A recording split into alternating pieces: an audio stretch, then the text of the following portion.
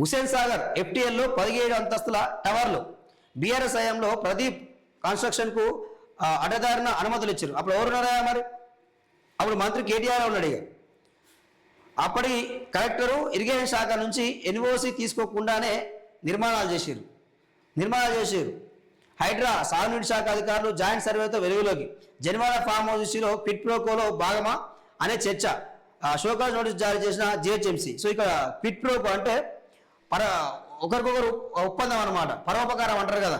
So నీకు ఇది permission ఇస్తా, సో నాకేమి ఇస్తావు అంటే ఆయన జనవాడ ఫామ్ హౌస్ కట్టించింది ఆయన అని చెప్పి పెద్ద చర్చ జరుగుతూ ఉన్నది ఈరోజు. ఎవరు? ఈ ప్రదీప్ కన్స్ట్రక్షన్ సంబంధించిన ఆయన. సో బీఆర్ఎస్ హయాంలో నాటి ప్రభుత్వ పెద్దలు హైదరాబాద్ నడిపడిన తమ అనుయాయుల అక్రమ నిర్మాణాలకు భూసంతర్పణ చేసిన విషయం తాజాగా బయటపడింది. హుసేన్ సాగర్ ఎఫ్టీఎల్ పరిధిలో ఏకంగా 17 అంతస్తుల 2 భారీ లగ్జరీ టవర్ల నిర్మాణానికి అడ్డదారులు అనుమతులు ఇచ్చిన విషయం తాజాగా కలకలం రేపుతోంది. అప్పటి కలెక్టర్ ఇరిగేషన్ శాఖల నుంచి ఇలాంటి ఎన్ఓసీలు అంటే నిరభ్యంతర పత్రాలు లేకపోయినా సాక్షాత్తు చెరువులో మునిగిన ఖాళీ భూమిగా రికార్డులో ఉన్నప్పటికీ మున్సిపల్ శాఖ ప్రత్యేక రాయితీలతో గ్రీన్ సిగ్నల్ ఇచ్చింది.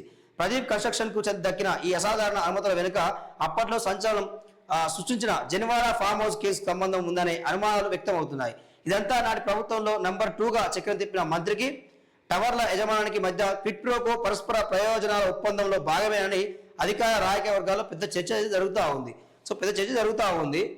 సాగుతూ ఉంది. సో మరి ఇక హైడ్రా మరి ఏం చేస్తుంది? ఇక కూలగొడతా చూడాల్సిన పరిస్థితి అయితే ఉన్నది ఈ రోజు. ఇక మొత్తం మీద జిహెచ్ఎంసీ నోటీసులు ఇచ్చింది, సో అక్రమంగా కట్టిరని చెప్పి.